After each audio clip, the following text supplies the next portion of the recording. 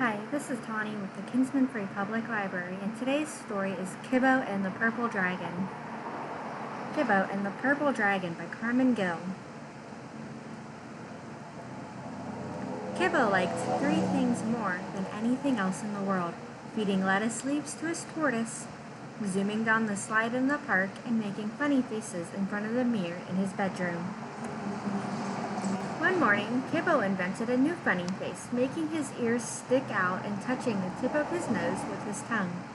As soon as he finished his breakfast, he ran upstairs and sat smiling to himself in front of the mirror. But as he was stretching his tongue and pulling his ears, something dreadful happened. A scaly purple dragon climbed in through his open window, and in the twinkling of an eye, it reared up behind Kibo like a shadow. Kibo was so frightened he started to run. He ran all the way to the huge tree in the square, which everyone said was home to an elf, past the old abandoned house that made strange, spooky noises, and around the fountain with 7 spouts and lemon-flavored water. But when he returned home and looked at himself in the mirror, the dragon was still there, right behind him. It was a little bigger and a little purpler than last time. "What am I going to do?" said Kibo. He thought and thought until suddenly he had a great idea. "I'll go all the way around the world. There's no way the purple dragon can follow me." So he grabbed his backpack, put on his stripy t-shirt, and without daring to look back, ran out of his house, ready to see the world. Kibo climbed more than 1,600 steps to the top of the Eiffel Tower, walked the entire length of the Great Wall of China, and entered the labyrinths of an Egyptian pyramid. Then he walked across the whole African savanna, hiked for 3 days to reach Machu Picchu, and rode in the elevator to the top of the Empire State Building. Way up there, seeing how the spire on the top of the skyscraper was tickling the belly of a passing evening cloud, he decided it was time to go back home. But when he got home and looked at himself in the mirror, the purple dragon was still there, right behind him. It was a little bigger and a little purpler than the last time he'd seen it. "How am I going to get rid of this monster?" Kibo asked himself. He thought and thought about it until he found an answer. Of course, that's it. However purple it is, no dragon can follow me all the way to Mars. In his glittering silver spacesuit and spaceship, Kibo reached Mars, the red planet. He walked past craters, lava fields, and volcanoes. He met a Martian with 1 eye and 4 feet, who told awful jokes. "How can you tell which end of a worm is which? Tickle it in the middle and see which end laughs." Traveling at the speed of light, Kibo continued on his interplanetary voyage. His ship nearly burned up when he passed Venus.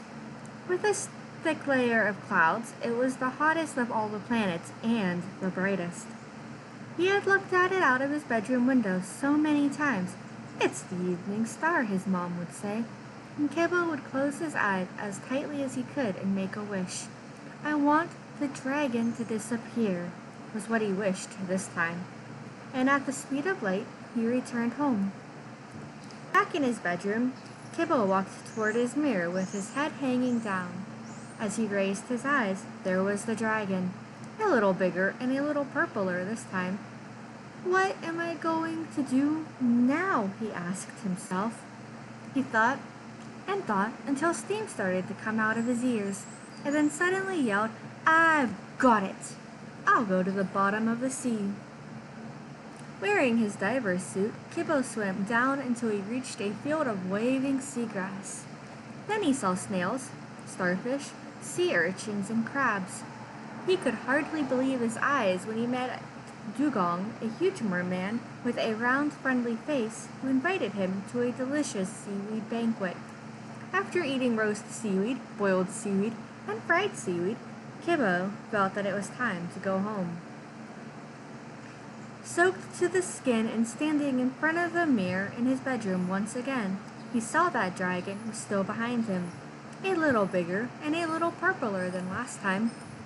Is there any way to get rid of him? He asked himself. After racking his brain for hours and hours, a huge smile suddenly spread over his face. Of course! Why didn't I think of it before? The best way to get rid of a monster is to stop thinking about it. So, Kibo picked up a book of fairy tales, the biggest one he could find, on the shelf and started reading. Suddenly, he was immersed in a world of elves, magicians, knights, and witches riding on broomsticks. He met Maggie the fairy, who instead of turning frogs into princes, turned them into fried eggs. And he met Princess Bonnie, who was completely fed up with her knights in shining armor.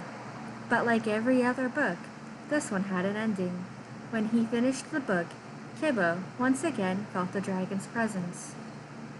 And when he was looking in the mirror, there it was, bigger and purpler than ever. Tired of running away, Kibo decided it was time to face up to the dragon. He took a deep, deep breath, clenched his teeth together, went as red as a tomato, and turned his head around. That was when the miracle happened. When Kibo looked into the dragon's eyes face to face, it shot out of the window, dragging a huge suitcase behind it. He suddenly felt as light as a feather and jumped with joy. And do you know what they say? That inside of his suitcase, the dragon had all of Kibo's fears. When you see a dragon, one thing is quite clear. If you look them in the eye, they'll run away in fear. That evening, without any fear in his heart, Kibo could do the 3 things he liked best in the world: feed lettuce leaves to his tortoise, zoom headfirst down the slide, and make funny faces in front of the mirror in his bedroom. The end.